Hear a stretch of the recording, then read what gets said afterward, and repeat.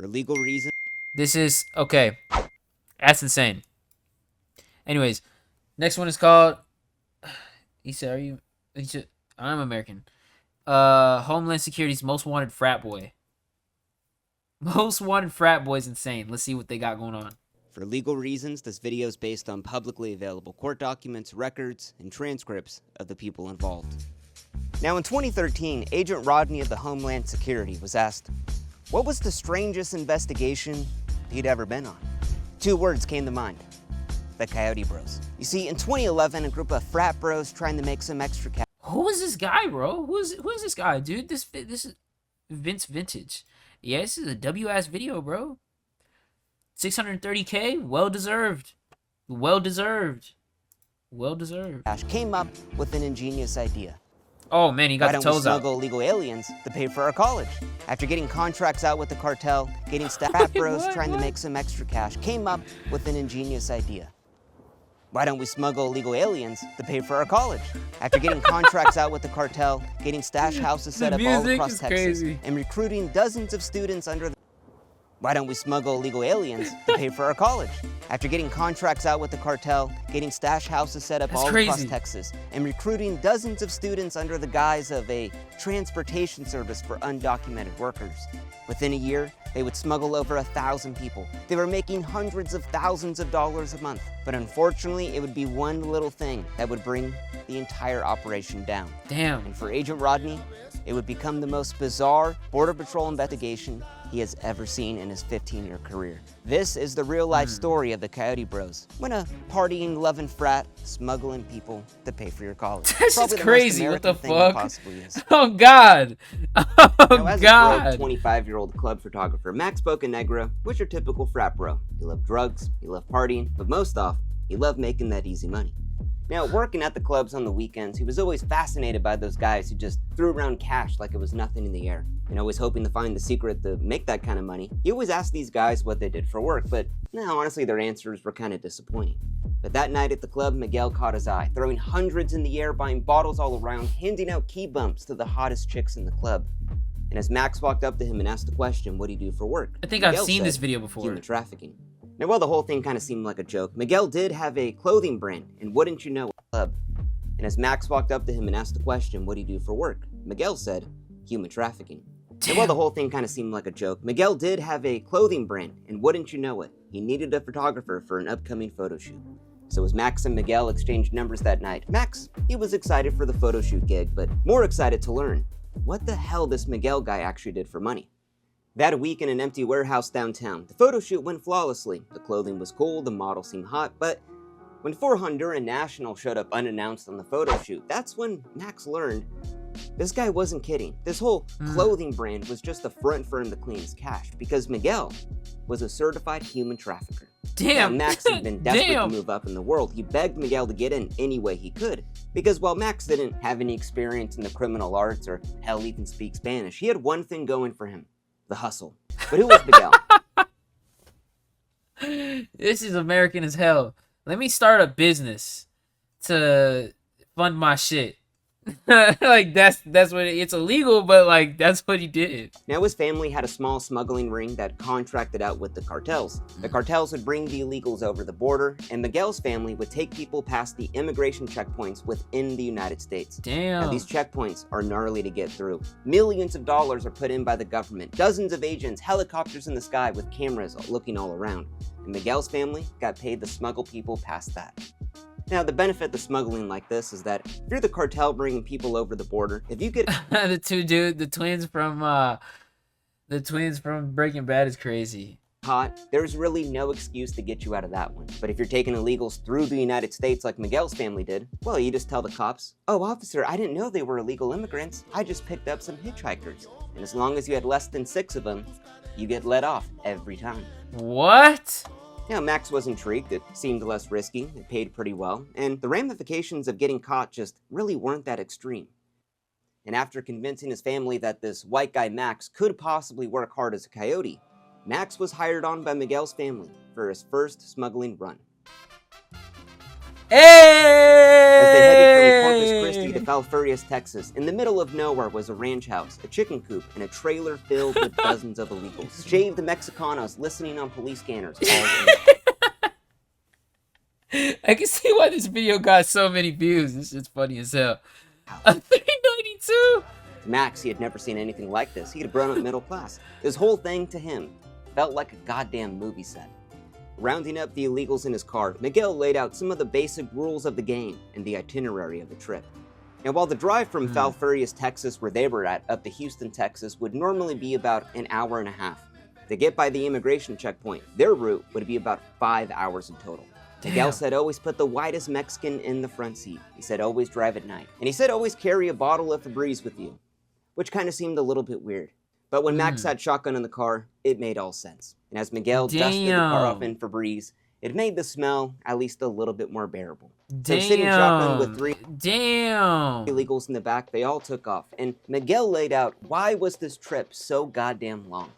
Now, Miguel said you got to think of Border Patrol checkpoints as like you're driving drunk and you see a DUI stop up ahead. Now, obviously trying to drive through it is a really dumb idea. Even trying to take the street over isn't a smart one either. So to get by an immigration checkpoint that has millions of dollars put in by the government, you can't just take the next side street or even freeway over. You have to go all the way around.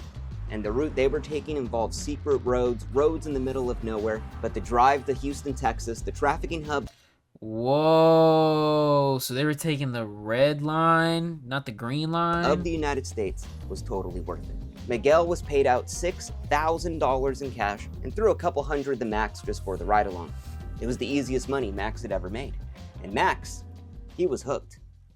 Under the direction of Miguel, Max started driving every night he could, picking up the illegals at sunset, heading up to Houston, Texas with a gallon of Febreze in his car, making $500 per illegal he drove. Max started making more money than he had ever made in his entire life. Soon he bought new Jordans, shoes, an apartment, hell, even a new laptop and even a nicer car to drive. It was as if Max discovered the real-life money glitch for his own life. But during these long drives on the highway all by himself, lonely late at night, his conscience would often slip, and he thought about what he was exactly doing. He was trafficking human beings, one of the most disgusting things you can do. To just buy a new pair of Jordans. Yeah, it's just terrible. But with thousands burning a hole in his pocket, who cared? Max started partying every night that he could. Hell, even had a new habit right now. After dropping the illegals off in Houston, Max would go to the strip club, get dumbed up in the VIP room, and head back home after. You know, the perfect after-work activity to truly unwind. A bunch of guys is crazy. It's all I wanted to do, Max said, and Max saw the potential within this business. Now, there was a huge benefit to Miguel running this very small family smuggling ring. It gave him an incredibly low profile. They'd been doing this for over a decade, completely undetected by Border Patrol. But while the smuggling ring ran pretty small, it did make decent money. But Max, as an outsider, saw the potential within the human trafficking business. If they only had more drivers like himself, how much more money could be made? The thousands of dollars that were left on the table. Now, Max, thinking like a real startup bro in 2012, had been inspired by the Steve Jobs biography. He told Miguel he needed to adopt a growth mindset. How many people come in the USA legally? Millions? That's a pretty big customer base. This whole human trafficking ring, it could 10x itself. Why he got? See, Max wanted to turn Miguel's small family-owned smuggling ring and almost turn it into a startup. Now, the idea was Max would take kids at local Texas A&M parties, hand out free bottles of Grey Goose, blow, tabs of acid, all types of drugs. And once the kids were so impressed and they asked the question to Max, "Hey man, what do you do for work?" Max would lay on the spiel of this opportunity of a lifetime. A transportation service for undocumented workers. Now, this kind of worked out two ways. It would weed out the kids who obviously knew better than this, that it seemed like some Ponzi scheme or whatever, and the ones dumb enough to believe Max was really selling what he was, well, they'd be perfect to be convinced to human traffic.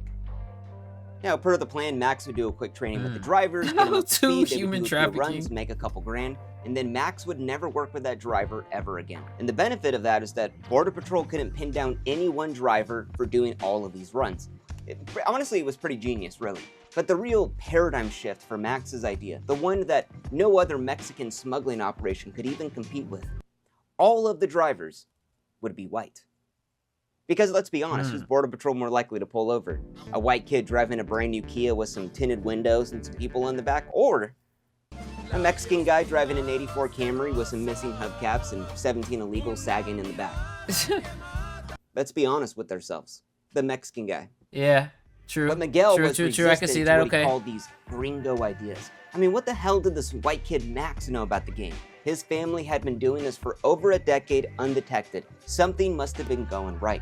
But like an earworm day by day, There's an earworm in my brain. Miguel slowly became convinced that it would be the Uber of human trafficking. It was genius. Although, Miguel had to convince one last person in the operation. It was the baddest, scariest mofo in the game. The one who truly ran this whole thing. Miguel's mom. And she only had one piece of advice for him. Be careful with these white people. They'll tell on you. They're rats. And she did give him the stamp of approval. The fuck? Did you know that the FDA is removing fluoride supplements off of the market? I had no idea either until I used it on Witch now, and clickbait is the same. What the hell did his mom know? He felt like he could spot a rat. Now Miguel was young, sign off the Vantage plan, which is the same plan I use. Now Miguel was young, dumb, and just full of confidence. He felt like he could spot a rat from a mile away, and that definitely wasn't Max. I mean, what the hell did his mom know about this anyway? So they went on, and soon they got to work on their recruitment plan for the expansion. Now, the business would go something like this. Miguel's family would be paid out $2,000 per an illegal they drove up north. Miguel would pay out $500 to Max, and then Max would pay out $300 to a driver who made the trip. Basically, Max would make $200 per an illegal for essentially middlemaning human trafficking. He would just have to coordinate the trip, train up the driver, and make $200 per person. I gotta give it to the guy. That's pretty goddamn genius. But who would be employee number one, you might ask? Well, Max already had him in mind, Steven Sluter. Now, Steven was a college kid who had just gotten out of the military, and he was using his GI Bill to get his master's degree. And while the two were good friends, Steven had recently come upon hard times and was couch surfing at Max's apartment. And that's when Steven noticed Max's new life that he had was everything Steven wanted. He had a new car, he had a nice apartment. See, Steven knew Max was in this whole smuggling business and it seemed to be going pretty goddamn well for him. But when Max suggested he do his own smuggle run or two to maybe get his own apartment, Steven refused. The kid knew better. He had his military career, his college degree. It simply wasn't worth it to do that. So Max had another idea for him. Instead of couch surfing all around, he suggested he could stay at his friend Miguel's apartment. He was a local smuggler, he made good money, he lived close by, and the best part, he would charge him next to nothing. Now with his life in his suitcase, Steven showed up at Miguel's house, ready to meet the supposed smuggler's roommate. Now Max had vouched hard for the guy, heard really nice things, but when Steven opened up the door, a waft of Febreze just smacks him in the face. Underneath the one light bulb dangling from an extension cord, the carpets were stained and torn. And on the couch were 4 Honduran nationals watching. This is stuff you can't get anywhere else. What? College co-eds and the Amish edition. That's when Steven learned these weren't just roomies. These were illegal aliens Miguel was harboring from the United States of America. We will find you, and we will deport you. I guess that's why rent was so cheap then. That night, Miguel came home with tacos and beers for all, a little fiesta for the new roommate. But when Steven woke up the next morning, the Hondurans were adios. And through the week, he saw a slurry of people come by the house. One day it was Mexicans, Hondurans, Haitians, Venezuelans. Steven even learned little bits of Spanish. Now what's funny is, whenever Steven brought girls over to show him his model railroad collection, he always told them, don't worry about the people sleeping on the floor. That's my roommate's family visiting.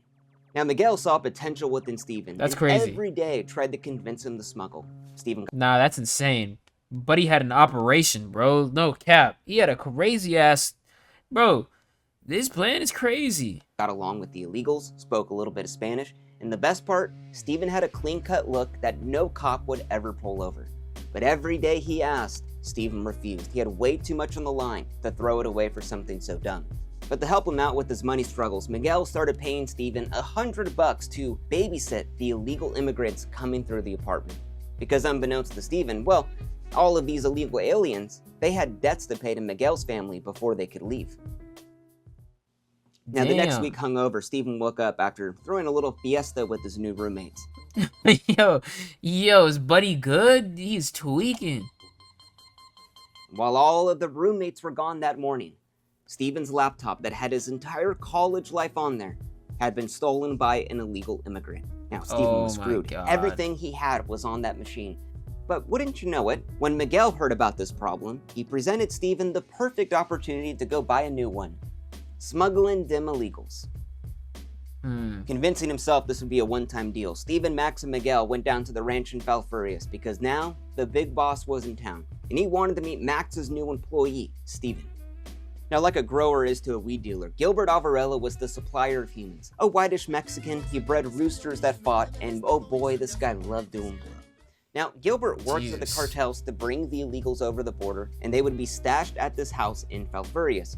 Now, at this stash house, which is in the United States, all of these illegals there could wait for days until their MoneyGram wires cleared with Miguel's family. And once those payments cleared, Miguel would take them from that ranch all the way to Houston, Texas, which is considered the trafficking hub of the United States. And from there, the illegals would go off to whichever city they want to.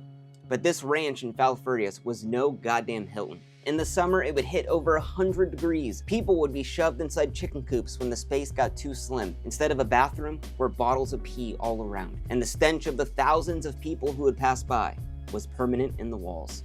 And while Max had convinced himself a long time ago that he was taking people out of this situation rather than putting them in it, to Steven, this whole thing was just horrifying, the inhumanity of these conditions. But this was Steven's first smuggling run. Hell, he needed the money really bad. Now, warning Steven not to take the main roads, they laid out the additional route, the additional 4 hours to the hour-and-a-half trip all the way up to Houston, Texas. But this time, Gilbert had hawks scattered along the road. Dude, Texas basically is crazy. hired heads with police scanners looking out for Border Patrol activity.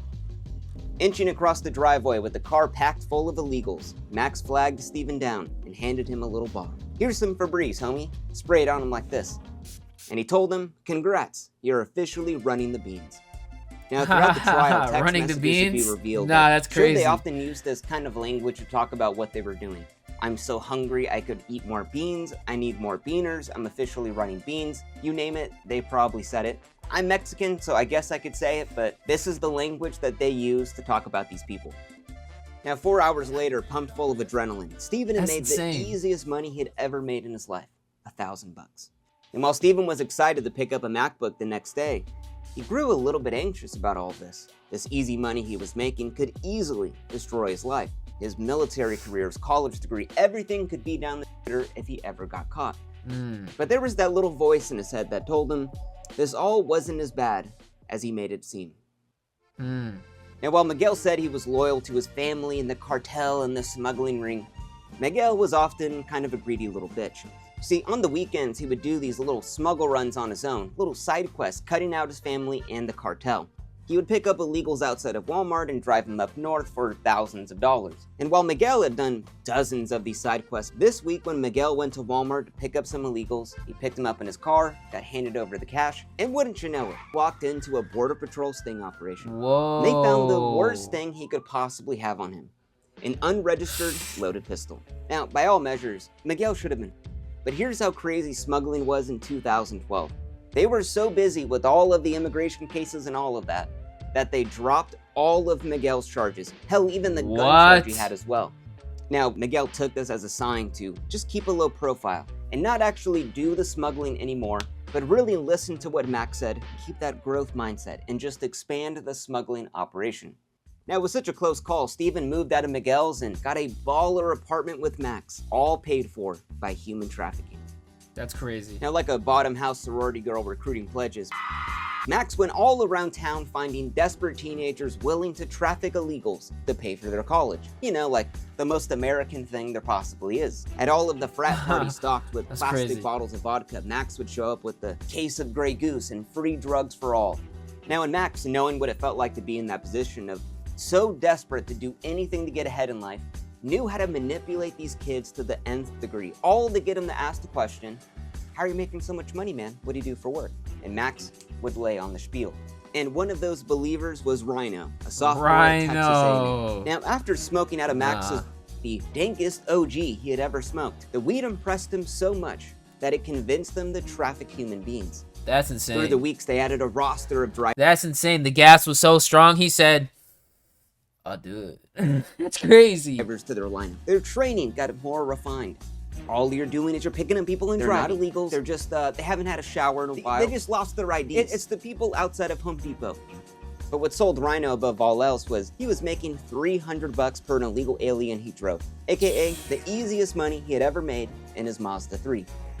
Now, while the first rule of any illicit game is, keep a low profile, I guess Max never got the message. Talking the dudes, oh man, I'm a smuggler. Trying to impress a chick, oh man, I'm a smuggler. Strip club, I'm a smuggler. And in this situation, the stripper was so impressed, she became Max's new girlfriend. I swear to God, it's always the stripper girlfriend when they start making money. Yikes. Growth hacking the business. 24 drivers were now on the payroll. Solar panel salesmen, college kids, frat bros, ex-military, housewives, strippers, and hell, even masseuses. Yikes. Close to 1,000 people were getting smuggled. Max was making That's 40 grand a insane. month. Febreze, bought by the gallon. Over 50 bean runs a week. And by now, Max barely looked at these people as even humans, but more of just a commodity to be bought, sold, and traded. But with so many people in and out of the apartment, they kind of started having a little problem. One night, Max threw a party and had a bunch of people over, and when Max went in the back to make a phone call, 15 illegals came through the front door, and all of the girls' jaws dropped to the floor.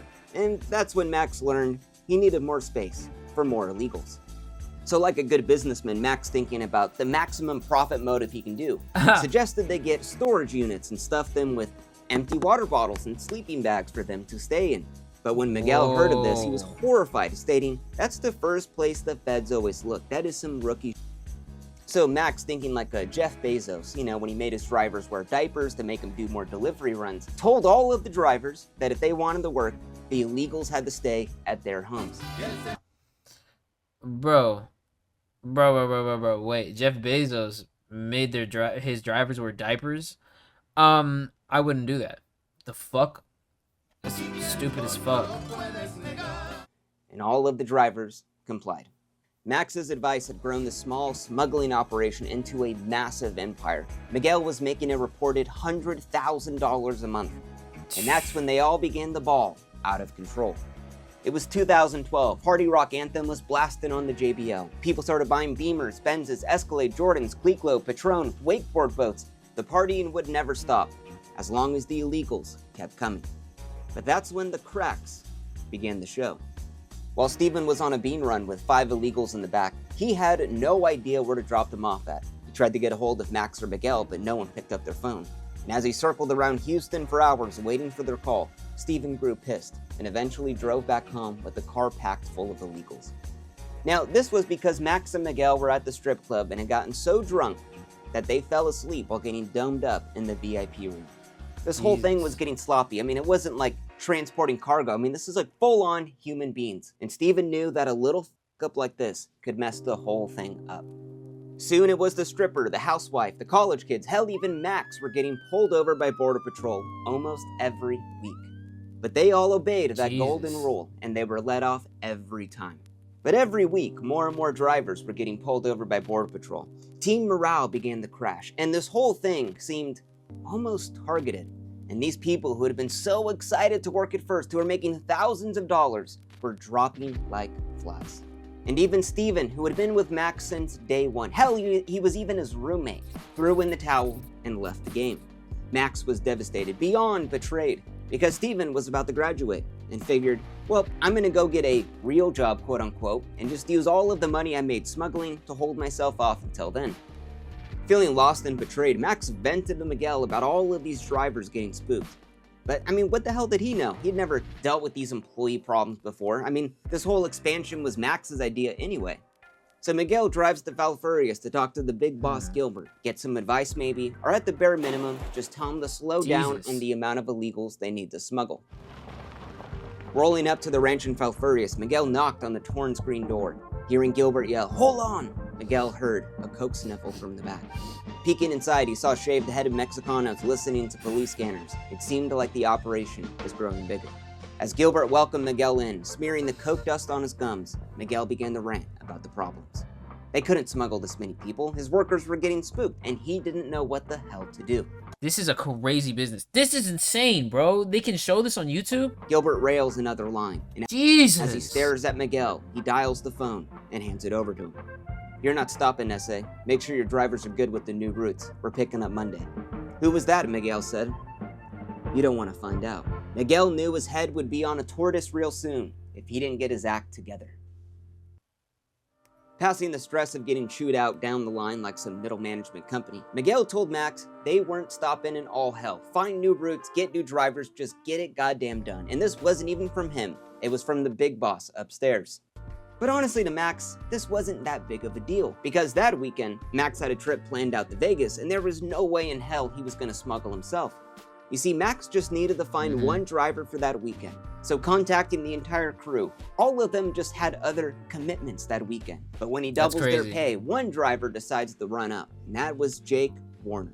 Now, Jake Warner was a microbiology major, a white dude, he loved weed, he loved surfing, and he had decided to forego a party that weekend for double the pay on a bean run. So Max gave him the address, told him where to go, and flew out to Vegas in a heartbeat. And while Max had assumed that Jake Warner knew all the rules and wouldn't cut corners, Jake Warner would be the eventual downfall of this entire business. As the sun set, the pickup had gone perfect. Jake, liberating the illegals in his Jeep Liberty, was speeding down the freeway. And he was cutting corners to get to a party in time that night. But as he flew by a cop, he slammed on the brakes, trying to play cool. He wasn't speeding, he just saw something in the road, that was all. But once that red and blue were in his mirror, Jake knew there was no way out of this. Cooked. Because Jake, he had cut some serious corners. Instead of taking the secret road that took an extra 5 hours, Jake took the main road, swarming with Border Patrol all over. Jake, being a little bit greedy, decided to take 6 illegals to make some extra cash. Jake was arrested and taken into custody. Oh my god, you didn't follow the plan! Oh my god! You didn't follow the fucking plan? Now, Agent Hunter of the Department of Homeland Security assumed he had just caught a college kid trying to make some side cash. But as Jake tried to talk his way out of it, he revealed that it wasn't his thing. There was a man named Max in Falfurrias, Texas, and he was the ringleader of the entire operation. Agent Hunter even said, "I was actually surprised at how much information he was able to provide based on his limited role." Staking out Max's apartment, undercovers followed him all around town, and once they saw him drive to Falfurrias with his stripper girlfriend in tow, Border Patrol called in for backup. By the time he arrived at the ranch, dozens of sniper agents were hiding out in the brush. A dozen cop cars were swarming in. Max was caught red-handed. And oh boy, was he screwed. Now charged with smuggling 4 illegals, Max posted bail, lawyered up, and like an idiot, let police look through his phone without a warrant. And when Steven heard about this, oh boy, he felt like he had just dodged a bullet, leaving the game at literally the perfect time. Now, Steven had just graduated, he had moonwalked all across the stage, and while he felt bad that Max's life was now falling apart, he felt a little good that his life wasn't. But as Agent Hunter searched through Max's phone, he saw the name Steven Sluter over and over and over, and knew he was key to this entire operation. In a risky move, Agent Hunter left his business card at Steven's new apartment, requesting a little chit-chat. Now, anxious with how much Agent Hunter knew, he met him over at a local pizza joint, showing that he had nothing to hide. Agent Hunter asked him if he had ever been to Falfurrias, and Steven, caught like a deer in headlights, remembered the pee in bottles, the stench of the thousands who had traveled by, the gallons of Febreze in the building, and said, "I was big game hunting there in July, I think." And that's when Agent Hunter said the scariest words you could ever hear from a cop. "You're f***ed."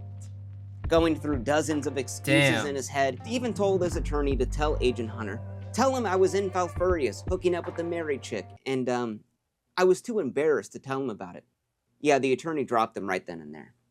Steven knew he was going to have to backstab his friend to get out of this one, because Max and Miguel were the real guys he was going after. And wouldn't you know it, Steven would be the star witness in the trial. Warrants in hand, Max was arrested again, finding dozens of ledgers with physical descriptions of all of the people they had smuggled. Amping those 4 illegal smuggling charges, the conspiracy to smuggle over 100 illegal aliens. Pleading guilty, Max would get 40 months in prison. Miguel would get 40. 40 months is how long? 44 months in years.